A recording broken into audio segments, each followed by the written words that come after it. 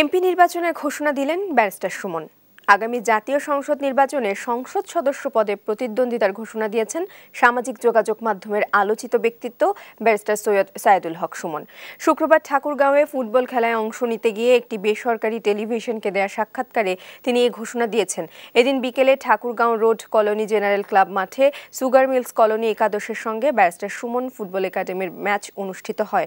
Barrister সুমনের সবশেষ রাজনৈতিক পরিচয় ছিল যুবলীগের কেন্দ্রীয় আইন বিষয়ক সম্পাদক। 2021 সালে এক পুলিশ কর্মকর্তার জয় বাংলা স্লোগান দেওয়ার সমালোচনা করে যুবলীগের কেন্দ্রীয় কমিটি থেকে অব্যাহতি পান।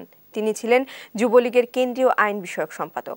আমার ব্যক্তিগত পছন্দ যদি এরকম থাকে যে আমি এমপি হব না, এমপি হইলে অনেক যন্ত্রণা, আমার কাছে মনে হয়েছে যে এলাকার বেশিরভাগ মানুষের দাবি তো আমি উপেক্ষা করতে পারি না। কষ্টের সিদ্ধান্তটা আমি নিলাম, আমি করব।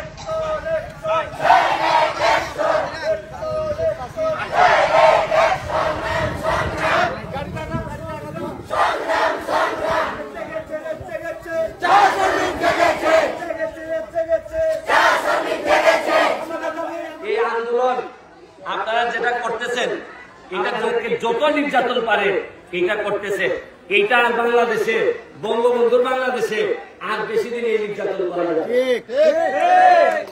শুনেন, আপনারা আপনি যদি নাও পারেন, এই আন্দোলনের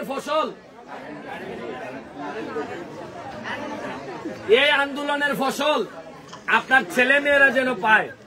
শুনেন, নিজেরা না পারছেন অসুবিধা নাই, আপনার কুলে যে ছেলেটা, কুলে যে মেয়েটা, এই মেয়েটারে মানুষ করে দিয়া যান। কমলাপুর রেল স্টেশনে যদি আপনারা কেউ আসেন, এইটার ছাদের অবস্থা দেখলেই বুঝতে পারবেন যে এটা কতভাবে দুর্নীতিগ্রস্ত। এই স্টেশনে আসলেই, বাকি কথা পরে বলতেছি, এখানে আসছে হচ্ছে কি আমাদের রনিকে দেখতে।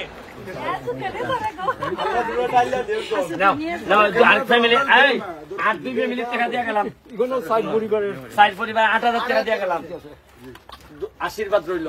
আমি চিনছি বাবা, আমি কই আপনারে এরকম সময়ে কাউরে চিনতে হয় না। যে সাহায্য নিয়ে আসে তার জন্য আশীর্বাদ করতে হয়। আপনাদের একটা মাত্র 2.5 কিলোমিটারের একটা ছোট বাঁধ দিলে আপনারা আর কোনোদিন পানি উঠার কথা না।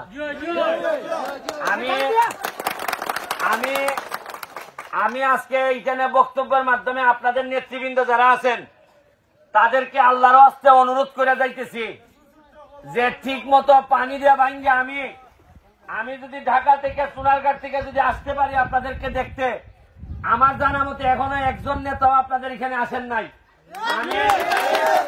আপনারা যতদিন আন্দোলন করবেন, আমি আমার রক্তের শেষ বন্দি দিয়া হইল আপনাদের পাশে দাঁড়াইমু। সারা জীবন তো আপনারা মনে করছেন আরে মানে ভোট আইলেই মনে খালি নেতারা আয়। আমি কোনো নেতা না, আমি আপনাদের ছেলে হিসাবে, আপনাদের সোনারঘাটের ছেলে হিসাবে ভোটে হয়তো এমনও হইতে পারে আর কোনোদিন নাও আইতে পারি, কিন্তু আপনাদের দুঃসময়ে আমি নেতা হইতে আসি নাই, আসছি আপনাদের হৃদয়ে জায়গা নিতে।